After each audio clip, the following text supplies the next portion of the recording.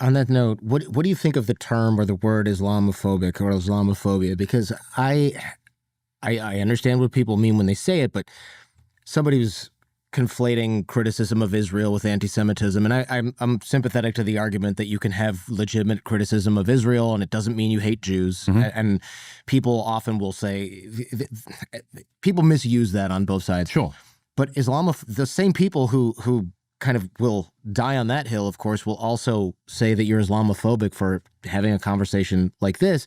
And I find it interesting because it seems like kind of the same thing. Well, they are similar in certain rhetorical ways.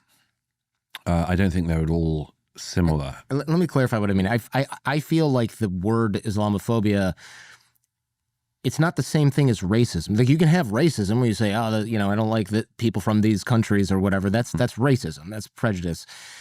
Islamophobia seems like it's a made-up term to get you to not criticize Islamic. It is a made-up term. It was made up by the Muslim Brotherhood some decades ago. Can you explain that? I don't think people know that. Yeah, it's a term, the Muslim Brotherhood, which is one of the most effective organizations, actually, of the latter half of the 20th century.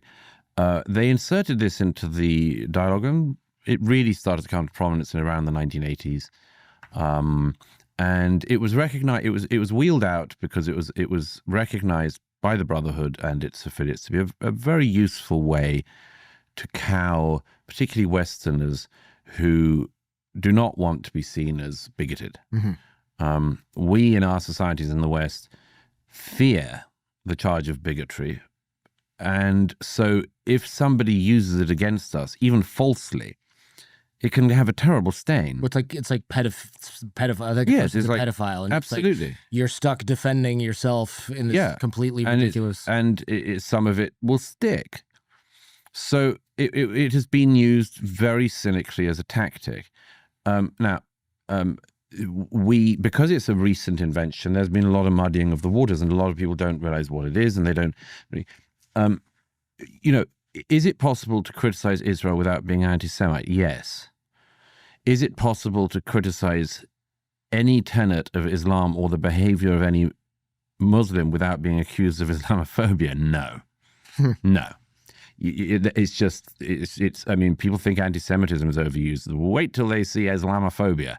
That is just, people get hosed down by that.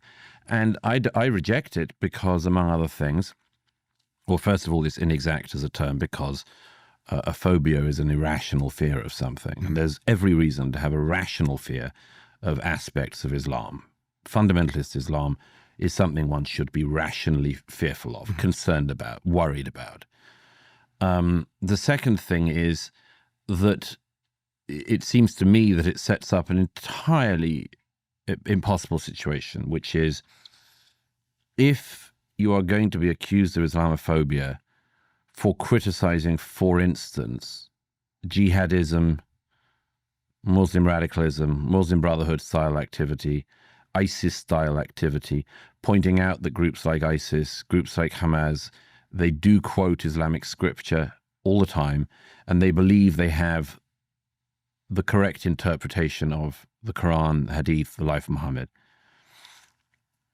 Can you have any of that discussion without being accused of Islamophobia? No, not really. I mean, we've been trying for decades, and we in the West have been dancing around this. But, you can be the most secular leftist French cartoonist showing that you are trying to have the right to ridicule the Muslim faith in the same way as you ridicule the Jewish faith and the Christian faith and all other things, and you'll be called an Islamophobe, and in the cases of Charlie Hebdo, you'll have your offices shot up and your staff murdered in Paris in 2015. This thing of turning rational, like, is it a phobia of cartoonists in Europe to worry about a man with a Kalashnikov coming through the door if you draw a cartoon that is said to offend the sensibilities of some Muslims? That's not an irrational fear. It's a totally rational fear. And once you go down from that, there's a whole set of other things which are totally rational fears. I have a completely rational fear of for instance, what I see as being the accelerating backwards bigotries in societies that import very large numbers of people from certain Muslim cultures without integrating them, because I think that there are terrible problems that can come along with it. We in Britain had a very, very visceral one in recent decades with the rape gangs in the north of England, and not just in the north of England, but across England, which were gangs of Muslim men who were, it sounds like an obscene far-right fantasy, but oh no, it happened, where thousands of young white girls, many working class, were groomed and gang raped by men who were doing it because the girls were white and because they believed that they were, as famously been said, easy meat. And now, when we became aware of that, I remember this very, very clearly in the UK, when we became aware of that in the 2000s, the story was covered over because Muslim groups and others said it was Islamophobic. And Channel 4 and other media entities who, are left-wing, when they tried to look at the story, were accused of bigotry and Islamophobia and told to shut up. And when a left-wing Labour MP mentioned this, she was called a racist and an Islamophobe and told to shut up, even though this was happening to young girls in her own constituency.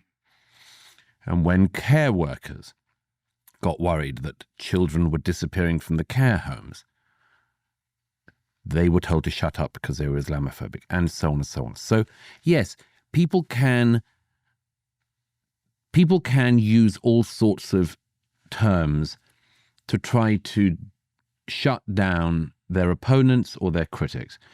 And we have lived through a period where that has been done with enormous liberality by a lot of people who have called anyone they don't like racist, or anyone they don't like misogynistic, or anyone they don't like homophobic or transphobic or whatever. We've got a long period of the name calling. And some of it has been very effective, and some of it has been deliberately disingenuous. And I think the Islamophobia one is one example of that. The effects of that are terrible. And by the way, the inevitable effect of all of that, going back to your point about possibility of electing actually far-right governments, or certainly governments with much stricter, perhaps potentially unpleasant policies, is the same thing. This stuff has been thrown around so much that people don't believe it anymore.